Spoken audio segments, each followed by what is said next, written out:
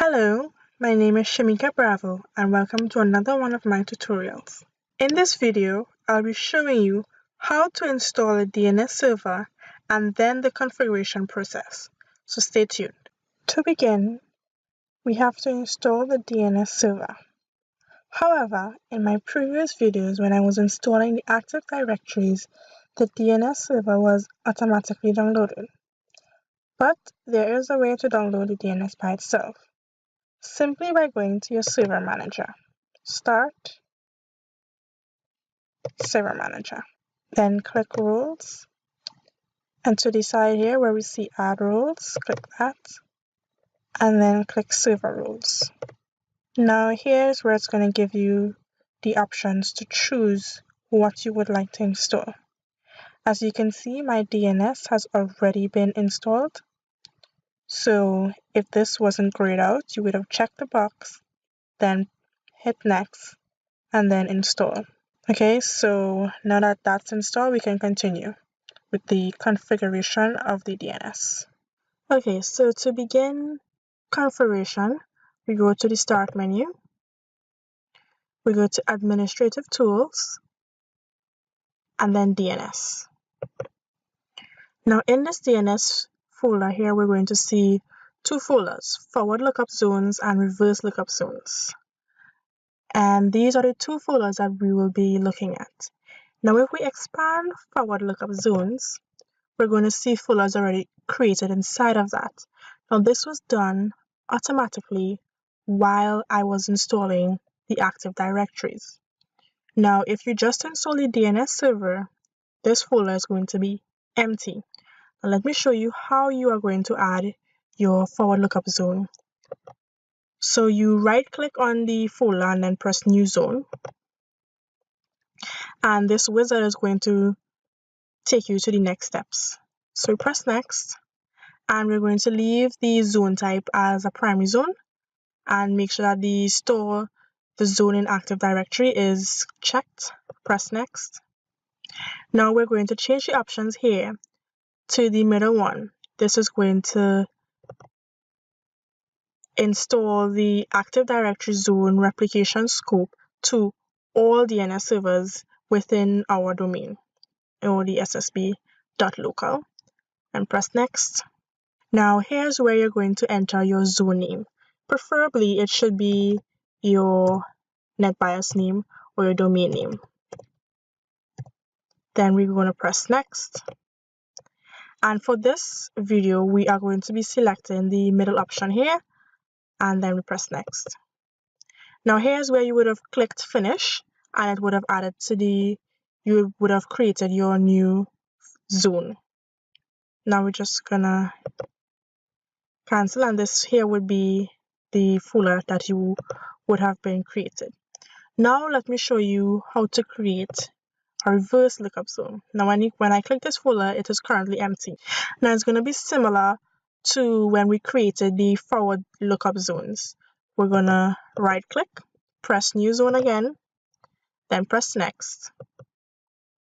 We're going to leave it the same zone type, primary zone. And here we are going to select the same option and then press next. And for the sake of this tutorial, we'll be using IP version 4 reverse lookup zone. Then we're going to press next. Now here's where it differs a bit from the last demonstration. Here it's going to ask you for your network ID or a network ID. And it's only going to give you 3 octets of IP address. So you're just going to want to type that in. And as you can see down here, it reverses the zone name. So it starts from 0 and ends in 0 up here. After that, you just press next. And again, you're going to select the middle option and then press next. And here I'll just give you the summary of exactly what you did. And after this, you just press finish. Okay. So now that we have created our reverse lookup zone, now we need to create a host, or also known as a record. Now, a record is used to point a logical domain name to the IP address of the hosting server. So for us to do this, we go inside the forward lookup zone folder, and we click in on our SSB local. We're going to right click and then choose new host. Click that. Now here's where we're going to enter our name. For simplicity, I'll just enter the name server, and we're going to assign an IP.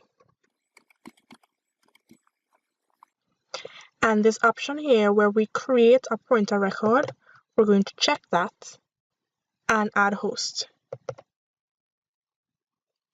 Now it's going to prompt you with a succession message here, and we're just going to press OK.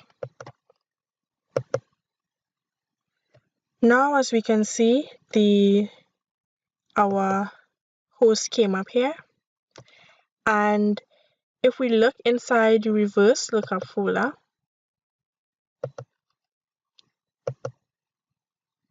and we expand our reverse lookup folder, we're going to see the pointer record that we created is being linked to the name of the host that we created across here. Our next step is to create a CNAME, also known as a canonical name. And by Google's definition, it states that a canonical name record is a type of resource record in the domain name system, which is used to specify that domain name as an alias for another domain.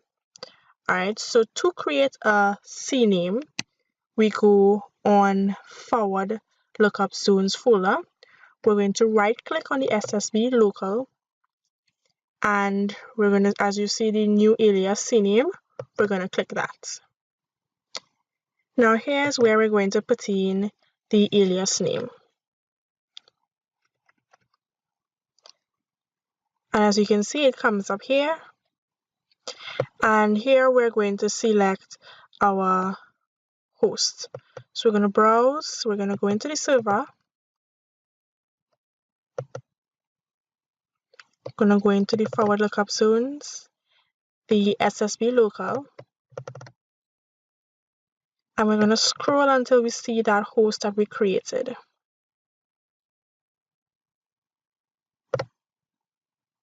So as we see it here, server. So this is the one we're going to click and press OK. After that, we press OK again. Now we're going to go back into the SSB local, and as you can see here, our CNAME has been created, and it is right here with our server.ssb.local.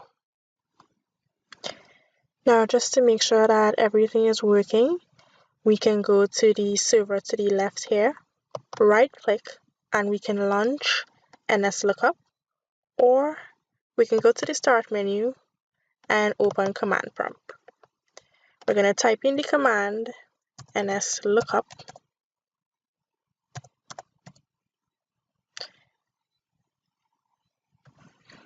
and it comes up. As you can see, there's our host name and our domain name. So this brings me to the end of this tutorial, and I will see you in the next one. Bye.